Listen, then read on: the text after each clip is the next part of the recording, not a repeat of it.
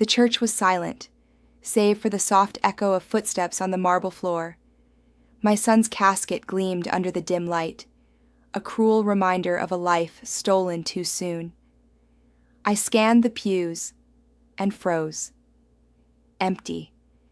Every seat where my parents should have been. Instead, I saw them later that evening, laughing and clinking glasses at my sister's engagement party, completely unbothered by the loss we'd suffered. The $850,000 trust that was meant for my son was suddenly the centerpiece of their scheming, a gift they believed they could redirect with impunity. I clenched the edge of the pew, the polished wood pressing into my fingers, heart hammering in rhythm with the haunting organ notes. Their smug faces burned in my mind, so certain they had already won. A calm voice broke through the storm in my chest, almost like a whisper. They thought this would break me. But they had no idea what was coming. And in that moment, I realized something terrifying and exhilarating. I wasn't done, not by a long shot. I had always been the quiet one in my family, the responsible one. Mornings started with the scent of brewing coffee and the hum of my old laptop, the world outside my apartment window alive with chatter and traffic. I worked long hours at a modest accounting firm, the numbers meticulous, the deadlines relentless. Life was simple, orderly, peaceful, until family made it chaotic. My parents, the architects of control, had always favored my sister. Bright smiles and compliments flowed her way, while I was expected to quietly give, sacrifice, and fade into the background. Birthdays became exercises in invisible loyalty. My achievements downplayed, hers celebrated extravagantly. Even neighbors knew to whisper about her luck and my quiet dedication.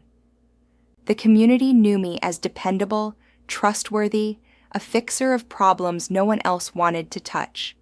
Yet in my own home, I was constantly reminded of what it meant to be expendable. The HOA meetings, casual brunches, even family dinners became stages for subtle humiliation. One evening, I brought a rare bottle of wine to a small gathering, only for it to be poured for everyone but me. My parents' eyes sparkled with cruel satisfaction. A small sting, yet it foreshadowed something much larger. Symbols of my life, my piggy bank filled with saved coins, a worn photo album of family memories, the deed to my apartment, became my quiet anchors. They reminded me of effort, love, and proof of endurance. Meanwhile, my parents wielded wealth and influence like weapons, decorating my sister's milestones with the very resources meant to support our lives. Then came the first truly cruel act. My son, the light of my life, was gravely ill. I juggled hospital visits, bills, and sleepless nights. Yet my parents only offered lip service. They demanded control over my son's trust fund, $850,000 that should have been his, under the guise of helping with bills. Behind their smiles and assurances, I could see the truth. They wanted it for my sister's wedding extravaganza. It was the kind of betrayal that twists your stomach, makes you question everything you've known about family. I remember standing in my apartment, the walls lined with memories, the photo album open to a picture of my son's bright smile. My hands shook as I turned the pages, a small, silent vow forming in my chest. They think they control this story, but every move they make is a thread I can pull. Even in the quiet moments, I noticed patterns: favors given, then withheld, trust broken, then demanded back, love conditional, strategically applied. The contrast between my efforts and their greed was stark, and it fueled something in me, an ember of resolve that no shame, humiliation, or loss could extinguish. I wasn't just a spectator anymore. I was preparing to rise, quietly, strategically. And I knew the first sting, the small humiliation with the wine, was nothing compared to the storm that was coming. The harassment started subtly, a misfiled document here, a rumor whispered there. At first I brushed it off as coincidence, fatigue, or the natural friction of family life. But patterns emerge quickly when betrayal is intentional.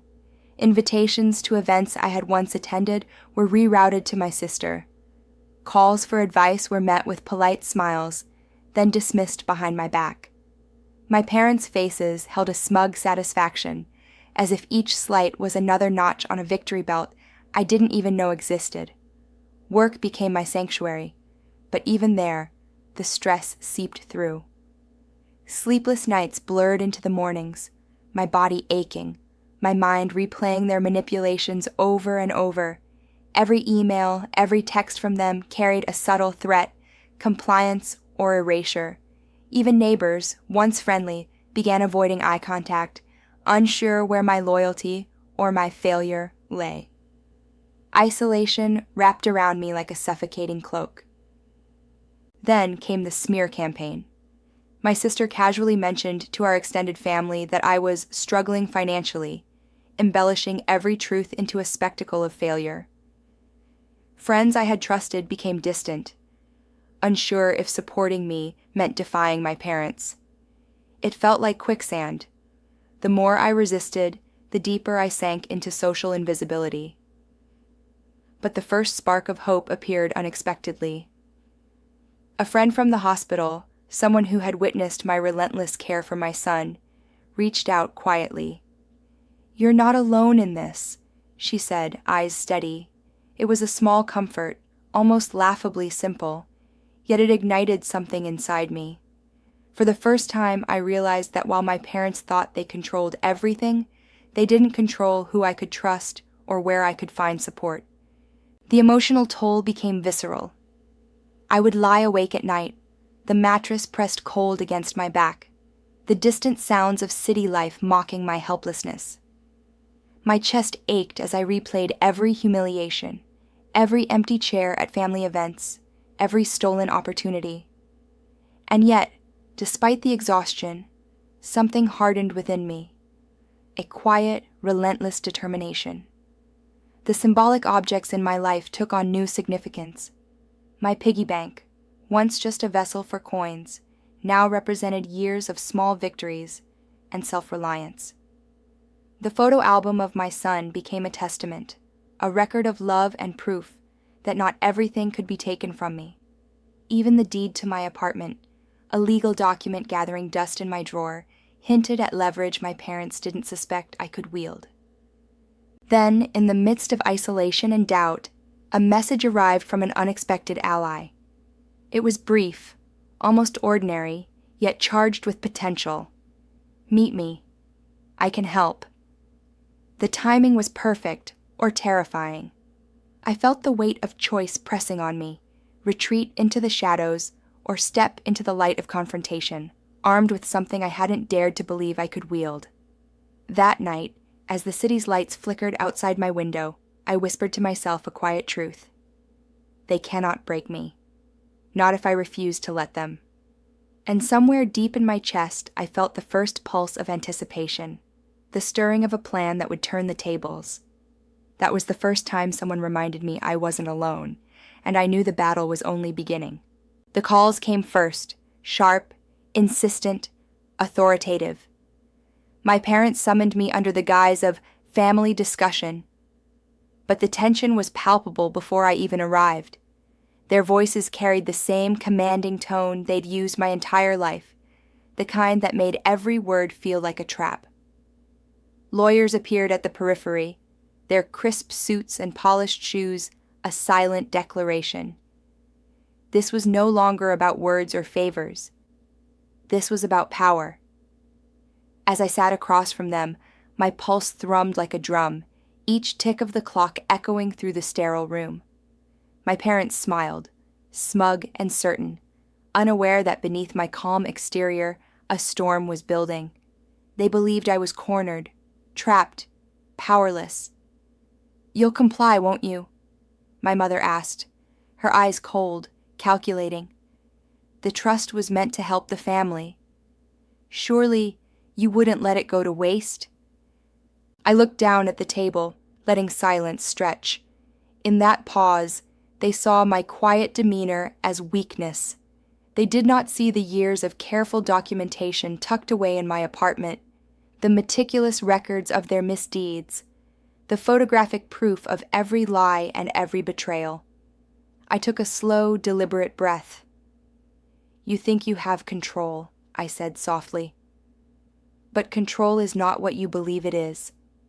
Their smiles faltered, tiny cracks forming in the veneer of authority they had wielded for decades.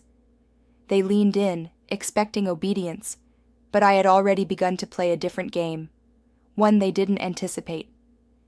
The allies I had quietly cultivated, the evidence I had gathered, and the strategic plan I had been building were all pieces of a puzzle my parents believed didn't exist.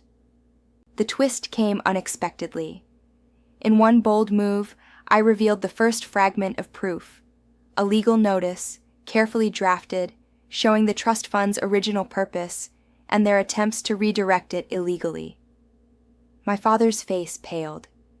My mother's hands trembled slightly as she realized the narrative they had controlled was beginning to unravel. But they didn't retreat. No, their hubris only intensified. "This doesn't change anything," my father snapped, his voice sharp. "We are the family. This is our right." I leaned back, calm and measured. "You thought you still had control. You didn't, and every move you make from here on out will be visible. Every lie, every manipulation, it's documented, it's witnessed, and it's coming to light." For a moment, the room hung in suspended silence. I could hear my own heartbeat, steady, unwavering. I could see the tension etched into every line on their faces. The smug certainty that had defined them for years was cracking, though they were too proud to admit it. That day, I realized the fight wasn't just about money or a trust fund. It was about truth, dignity, and the quiet power of resilience. The midpoint had arrived. My parents had unleashed all their authority, but I had revealed my first advantage. The balance had shifted, and the audience, if there were any watching, would feel the first real hope. And in the shadows, I knew one thing with certainty. They were only going to double down. The storm was coming, fiercer than before. The walls of my world seemed to close in, thick with whispers, judgment, and veiled threats. My parents had mobilized every weapon in their arsenal. Neighbors who once smiled now avoided my gaze. Distant relatives repeated rumors, as if rehearsed lines, and even the local HOA subtly reinforced the idea that I was an outsider. Their influence had spread like a dark tide, and at first I felt its pull, the familiar sting of isolation. But something inside me had hardened. I refused to cower. My quiet resistance became deliberate strategy. I documented everything: emails, conversations, bills, subtle threats, and stored them in folders labeled with care. The piggy bank that had once symbolized small victories now became a mental talisman. Every coin a reminder that small, consistent actions build power. The photo album of my son, once a quiet comfort, now served as evidence of the life my parents sought to exploit. Allies emerged from unexpected corners. The friend who had reminded me I wasn't alone introduced me to a young lawyer who had once fought a similar battle against familial greed. Conversations that began as whispers grew into actionable plans. Together, we mapped every move my parents had made, every attempt to manipulate, every favor that had been withheld strategically. The stakes rose sharply. Rumors escalated, suggesting I had mismanaged finances, taken advantage of community resources, or even exaggerated my son's needs. Yet each falsehood was an opportunity. Each misstep they assumed I would make became evidence of their cruelty. I learned to move with precision, documenting everything while maintaining a calm, composed front. The symbolic objects, the piggy bank, the photo album, even the deed to my apartment, grew in importance. They were no longer just symbols. They were weapons in a war fought not with fists, but with truth, patience, and strategy. Late nights were punctuated by quiet reflection, planning, and small victories. A neighbor admitting a misreported rumor, a relative acknowledging a misleading story, a lawyer uncovering legal loopholes. Every small victory felt like a spark in a long, dark tunnel. And all the while, my parents doubled down, blind to the fact that their overconfidence was their greatest weakness. Their allies became overzealous, their rumors overextended, their influence increasingly exposed. I could feel it, the tension building to a crescendo. The day of reckoning was coming. I had spent months cultivating patience, precision, and resolve. Every action, every observation, every quiet note I had kept was part of a larger plan. As I closed the photo album one night, the weight of the coming confrontation pressed on me. I knew the final confrontation would not just expose their greed, but reclaim the dignity, the honor, and the trust that had been stolen. The storm was near, and when it struck, no one, not my parents, not their allies, would be able to stop it. The courtroom was silent, the air thick with tension. My parents sat at the front, faces pale but defiant, each word from the judge like a hammer echoing in their ears. My allies flanked me, calm, prepared, steadying my nerves with the mere weight of their presence. Every whisper of paper, every shuffle of shoes seemed amplified in the charged atmosphere. I approached the podium with deliberate steps, my heart steady despite the storm of emotions inside. For years, my parents had believed they controlled the narrative, the trust fund, the story of my life. But the moment I laid the photo album on the table, the evidence spread before everyone like a map of their deceit, their smug certainty faltering. "Your Honor," I began, my voice calm and resonant, "this isn't just about money. It's about truth, dignity, and the promises they broke. This trust was meant for my son, not to fund another's extravagance at his expense." The room held its breath. My parents' hands trembled as they reached for documents I had anticipated and countered, their carefully rehearsed lies crumbling under the weight of irrefutable proof. Bank statements, receipts, correspondence, and the photo album showing the care and attention denied to my son. I watched the cracks appear in their facade, the tight smiles faltering, the confident posture slumping. The allies they had recruited looked uneasy, realizing too late that the foundation they had relied upon was built on deception. "I don't want apologies," I said, my gaze steady on my parents. "I want change. I want the truth acknowledged. I want justice for my son." A sharp intake of breath echoed in the courtroom as the judge reviewed the evidence. The final blow came quietly, but decisively. My parents' attempt to seize control of the $850,000 trust was not only blocked, it was exposed as malicious and unlawful. The room seemed to shift around them, a tangible collapse of the empire of control they had built so meticulously. I felt a wave of relief wash over me, tempered with exhaustion. The confrontation had been long in planning, and precise in execution. But as I stepped back from the podium, the courtroom buzzing with the hum of stunned spectators, I realized this victory was more than financial. It was the reclamation of my voice, my dignity, and my power. As my parents left, shoulders slumped, eyes averted, I looked around at my allies, my chosen family. For the first time in years, I felt the weight lift. The storm had passed, leaving clarity and space to breathe. And as I whispered to myself, I felt both the gravity and the exhilaration of the moment. I don't want apologies. I want change. The aftermath was quieter than I expected. My parents' influence had crumbled, their carefully curated facade exposed. Relatives who had blindly followed them now approached me with hesitant apologies, while neighbors who had turned away slowly offered smiles of recognition and respect. Their world had shifted, but I had already begun building mine anew. I moved into a new apartment, sun streaming through wide windows that overlooked a bustling street, a stark contrast to the stifling confines of my old life. The walls were bare at first, but I began to fill them with reminders of resilience and love. Photos of my son, keepsakes from friends and allies who had stood by me, and the symbolic objects that had carried me through the storm. The piggy bank, once empty and symbolic of small victories, now sat on my shelf filled with coins and a few carefully saved bills, a quiet testament to patience and persistence. The photo album, which had become a weapon in the courtroom, now rested open on a table, a memorial of love, memory, and unbroken spirit. Even the deed to my apartment, once a silent anchor, was framed and hung on the wall, a declaration of independence reclaimed. I began to rebuild relationships, reaching out to those who had been isolated by my parents' manipulations.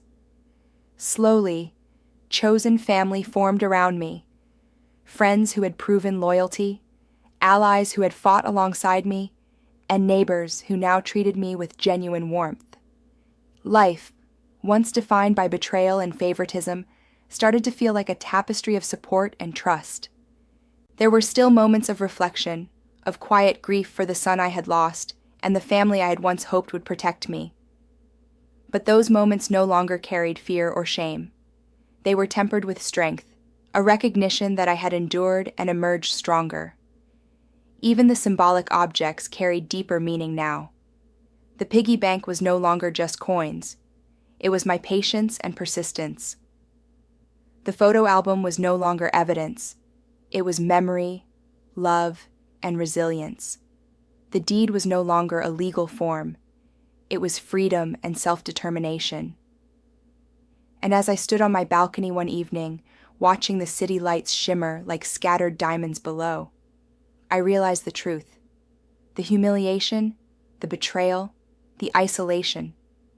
They had all been catalysts. They had forced me to uncover strength I didn't know I possessed, to build allies I hadn't imagined, and to reclaim a life I thought lost. The cinematic contrast was stark. The opening moments of my story, the empty pews, the laughing faces at my sister's wedding, the stolen trust, now felt like shadows that had sharpened my vision. And in the reflection of glass and light, I whispered with quiet triumph, "This wasn't the end. It was the beginning." Have you ever faced betrayal, favoritism, or the quiet cruelty of those who believe they control your life? I did. And I learned that true strength isn't loud. It's steady, deliberate, and rooted in truth. When those closest to us try to manipulate or diminish our worth, it's easy to feel powerless. But even in the darkest moments, there are allies, tools, and evidence waiting to be found. Patience, courage, and careful planning can turn the tide in ways that anger or rash decisions never could. I want to hear your story. How did you rise above manipulation or betrayal? Share your experiences in the comments. Connect with others who understand, and remember, worth isn't something they give you. It's something you claim for yourself.